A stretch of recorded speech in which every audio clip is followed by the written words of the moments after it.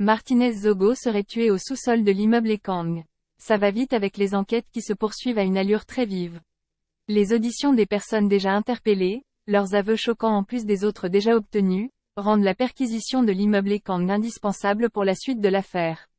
Et selon des sources concordantes, des gendarmes se trouvent au fameux immeuble Ekang au moment même où nous mettons en ligne ces mots que vous lisez. L'édifice est connu comme celui qui accueille les entreprises de Jean-Pierre Amougou Belinga. Dans un reportage de Vision 4, une télévision qui appartient à l'homme d'affaires suspecté d'avoir autorisé l'assassinat de Martinez Zogo, on a pu le décrire comme « haut de 29 mètres », possédant un sous-sol et un rez-de-chaussée avec des bureaux répartis sur 0,9 étages. Les services administratifs du groupe L'Anecdote s'y sont logés. L'imposant bâtiment se trouve au cœur de la ville de Yaoundé, dans le quartier Warda. En effet, l'édifice est équipé de portes magnétiques et automatiques et le système d'éclairage de l'immeuble Ekang est semblable à celui des Nations Unies. S'était contenté de préciser le très comique Raoul Christophe Bia qui avait posé sa voix. C'est là-bas qu'on aurait traîné le journaliste Zogo, précisément au sous-sol.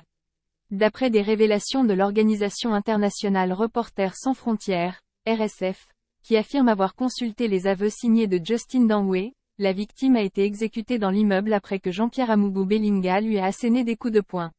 Le milliardaire a ensuite téléphoné au ministre de la Justice Laurent Esso pour lui demander les consignes suivantes.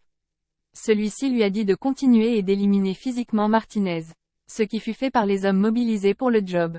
Mais à ce moment-là, Belinga était déjà parti, par conséquent il n'aurait pas assisté à la fin.